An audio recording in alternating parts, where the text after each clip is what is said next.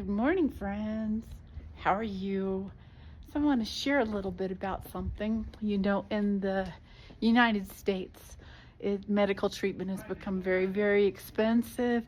And in my opinion, it leans towards a bit of over-treatment because we've become so good at things, and a lot of it's become kind of money motivated, unfortunately.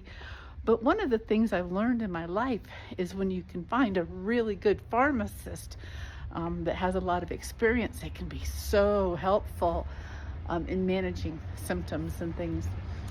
So I've been struggling a bit since I've gotten to Peru.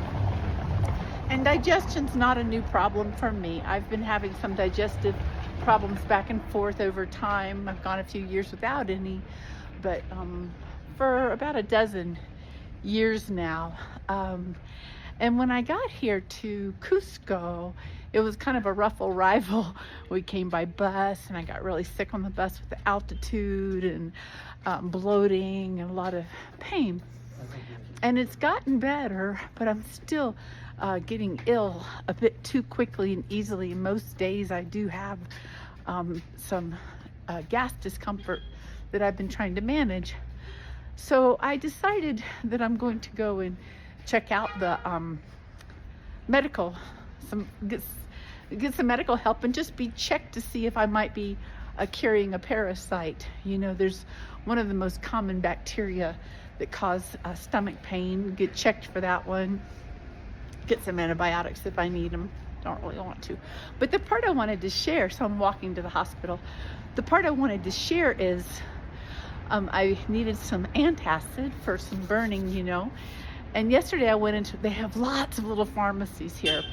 And yesterday I went to one. All right, be cool. Yesterday I went to one, and the young person, not a problem because they're young, but just very quickly pulled some things down off the shelf and showed them to me, and they were all in Spanish. But I could tell right away that one of them was not actually an antacid. It was like digestive enzymes. Pretty much grabbed anything to do with digestion, you know. And so I decided not to get anything there. And I went to another one this morning. This young lady was so helpful, very methodical, very thorough. We looked at the things that I've been using and taking and discussed them a little bit. She showed me her various options. We talked about how long I had been sick and that I was going to go to the doctor, and gave me like information on, you know, be sure not to eat anything before you go. I asked her what kinds of tests she thought they were likely to give and how much I would expect to pay. Super helpful. And then she's using her little translator, right? Very, very patient. And then also explained like what I should and shouldn't eat, you know, what things to be careful about, that kind of thing. Just really, really sweet and kind. Sold me some liquid, kind of a Pepto-Bismol-y sort of thing probably, that I'll try later. I've been kind of loud corner. I've been avoiding liquids just because they're kind of heavy to carry around. I've been using different little tablets for, you know, when you get diarrhea and for gas and that kind of thing. We call it TMI. Too much information, but it's part of the story. So basically, if you come to Peru, you see all of these little drugstores. It's sort of a mixed bag what kind of help you might get, but so convenient, right? To just be able to walk right up to a counter, get quite affordable over-the-counter options. She also offered me the generic, which I really appreciated. Yeah, so we'll see how it goes with the doctor. Have a great day. Okay. Here's the hospital. This is where I was recommended to go by my Airbnb host, public hospital. I believe I'll go inside and they'll make me an appointment, and then I just wait around. So we'll see what happens. Okay, this looks promising. Information desk.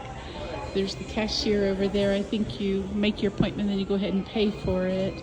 We've got general surgery, dermatology, laboratories upstairs.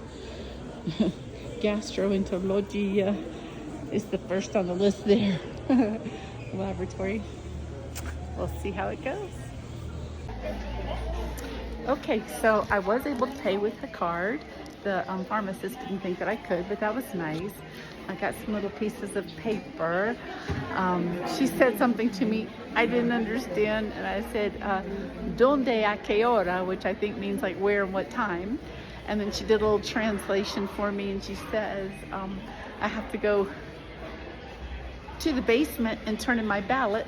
So I think that means I go downstairs, which makes sense because that's the gastro place.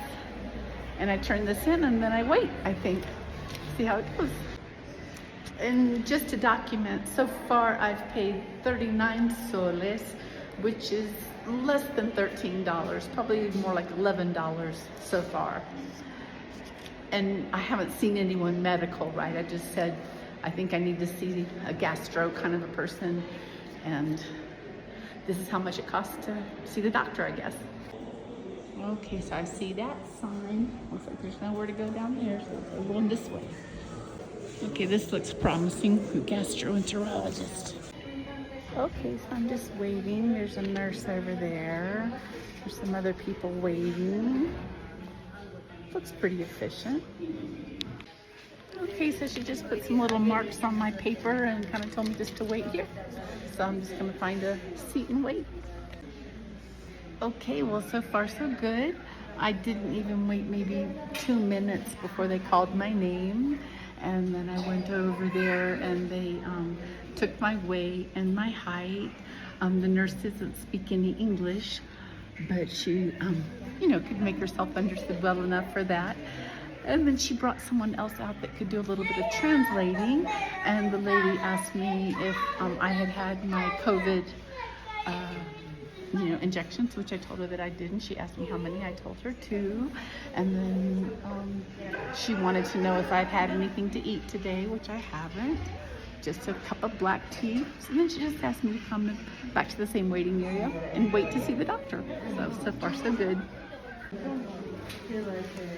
I think it's probably because for many years I worked as a dental hygienist, and I had a different career than a lot of other dental hygienists because I was typically a substitute, and that meant that if a dentist needed someone's help because one of the staff members was sick, or they went on vacation, or they had a leave of absence because of pregnancy, I would come in. And so I became very adaptable to many different kinds of offices that have things in common, but they also can be more different than you imagine. And one of the things that I learned over those years was that you absolutely cannot instantly, it's very difficult for a patient to judge the quality of care. Patients will focus very much on modern equipment and advertising and things like that, but that's really not such a good indicator. It's not even necessarily a good indicator what other patients have to say about a dentist, because they don't necessarily know the quality of the care that they got, or how much they really needed it.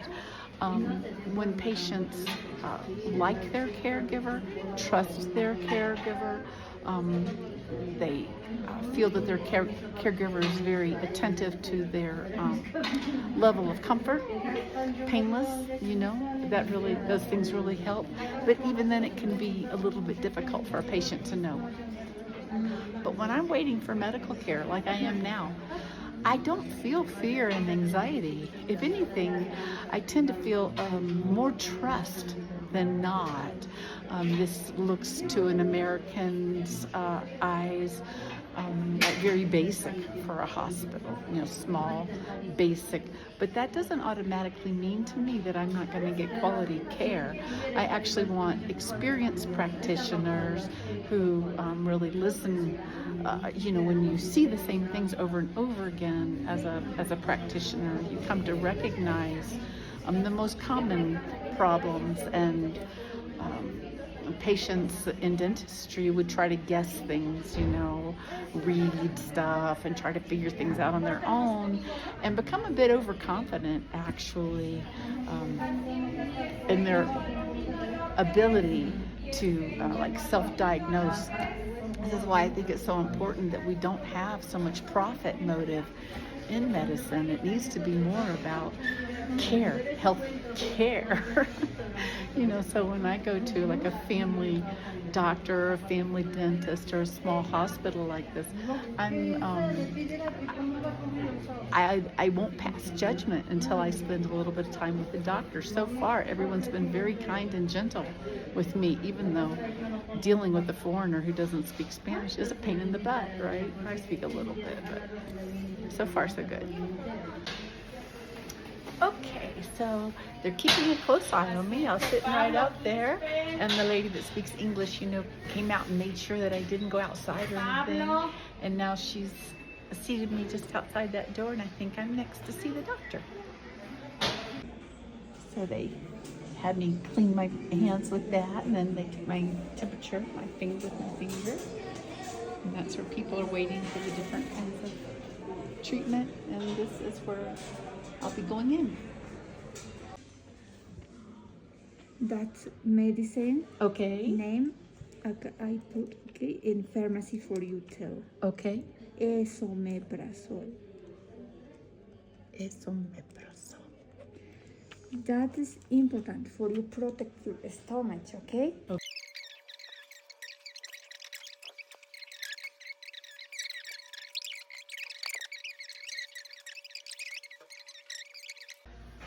Okay, well, I'm happy with that. So it sounds like what she wants to do is just help to heal my my tummy.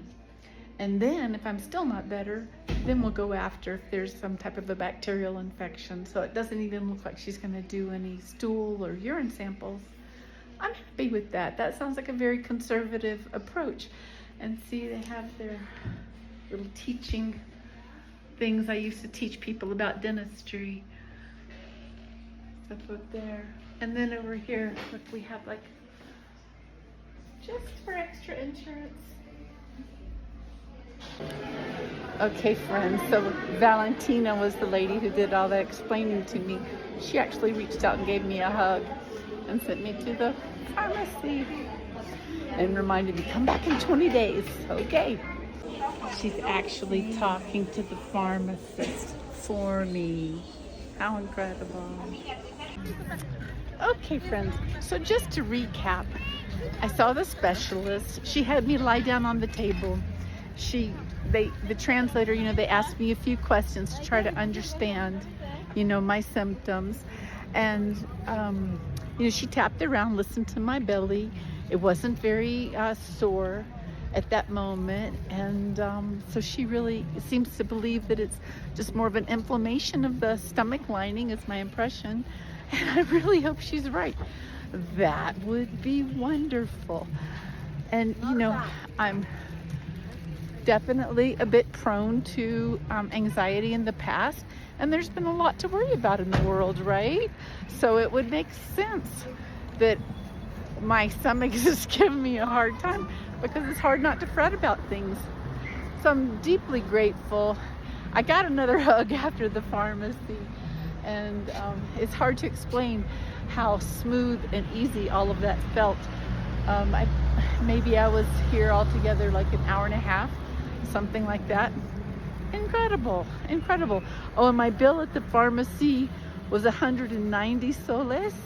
So that's going to be about $60 or less for 3 different medications, 3 weeks worth of 3 different medications. So that feels like a really great value too.